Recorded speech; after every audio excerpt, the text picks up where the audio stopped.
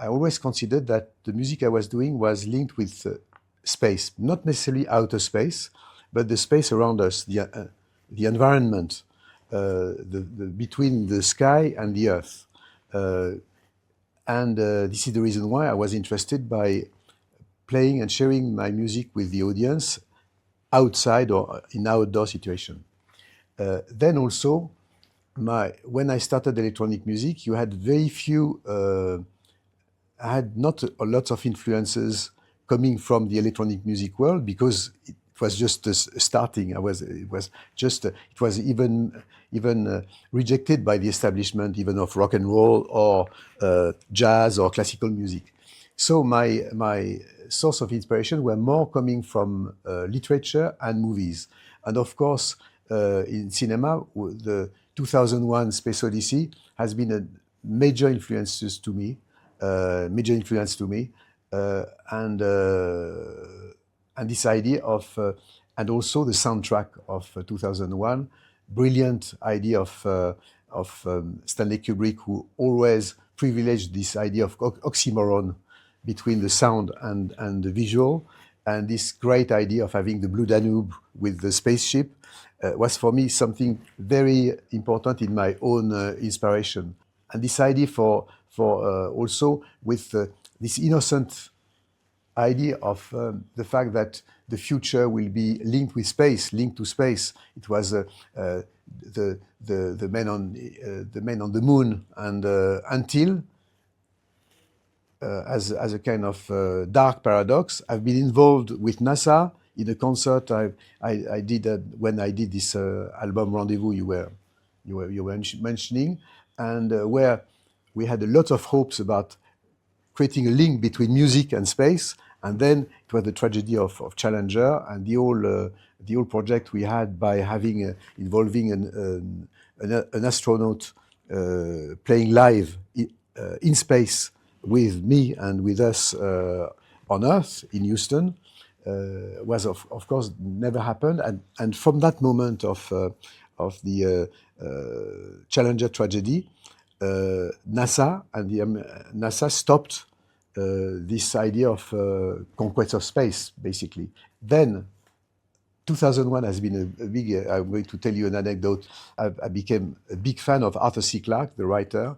And when 2010, the sequel of 2001 has been published, I was in London and I rushed into a bookstore to buy the book. And I was absolutely amazed to see my name on the acknowledgement, because he was actually saying that Arthur C. Clarke, wrote the sequel of 2001 by listening to my music.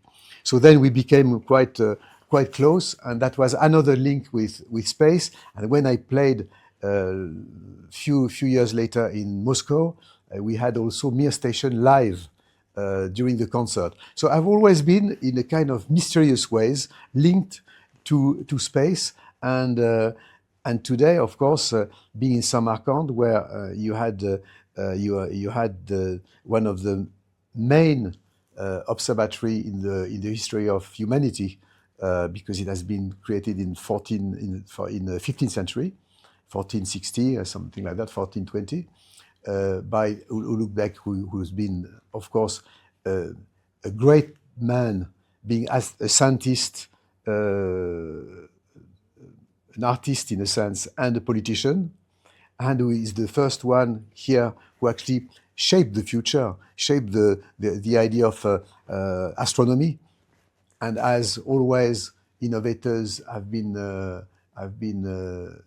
treated. He's been of course criticized, and he even had a lot of problems because lots of people at that time were considering him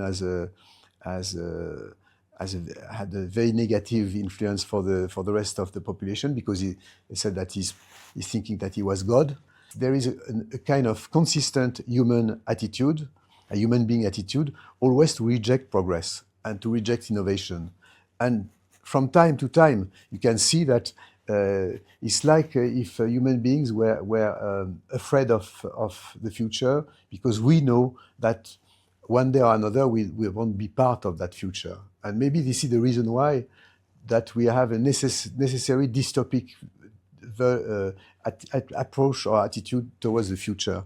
And you know, like astronomy in the 15th century, like discovery of electricity, or photography, which was considered as a threat by painters, or cinema being considered as a threat by the world of theater.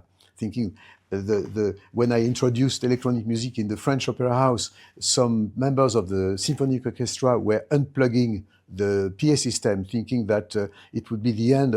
Electronic music would be the end of live music and concert and orchestra. You know, there is this kind of recurrent attitude that we have also today with AI, thinking it's going to be a catastrophe, it's going to be a world a la Terminator, which of course will not happen.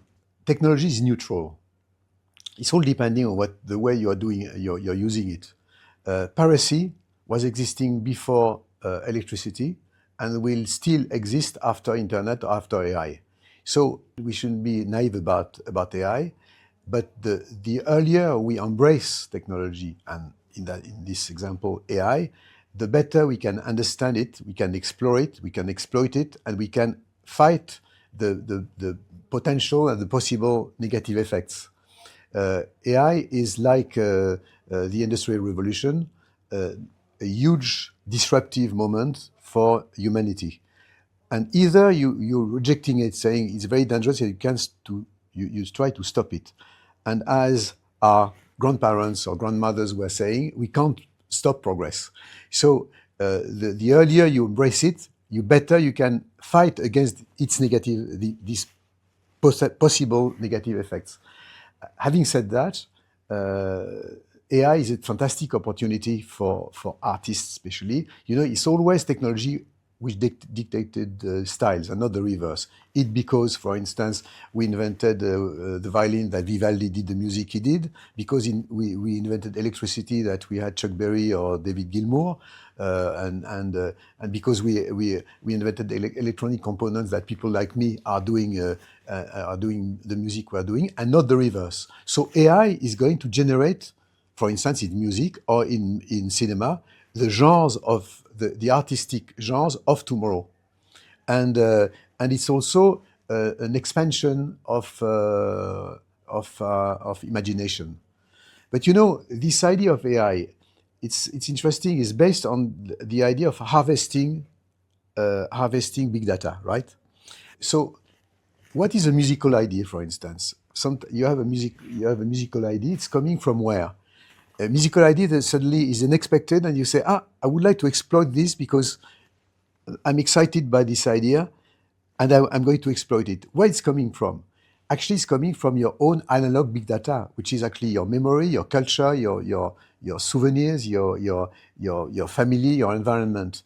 And different random elements in your subconscious are used to create at one moment a musical idea. But as an artist, I'm a thief. I'm stealing everything I can, everything I hear, everything I look at, everything I read, and all this in a strange combination is giving something. So is giving something specific, interesting or not, depending on the artist. This is the reason why that I'm not afraid that the next Miles Davis or the next Billie Eilish will always exist with AI or without AI, because for a specific reason, it's what makes an artist is its specificity. And AI is not about specificity, it's about generalities. It can copy, and it's not a matter of opinion, it's a fact.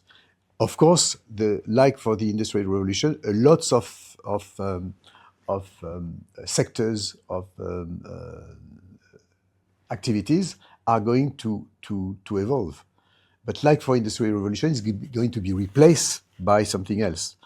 So we are in the middle at the moment. So probably in the next 10 years, it's going to be 10, 15 years, it's going to be difficult for some sectors.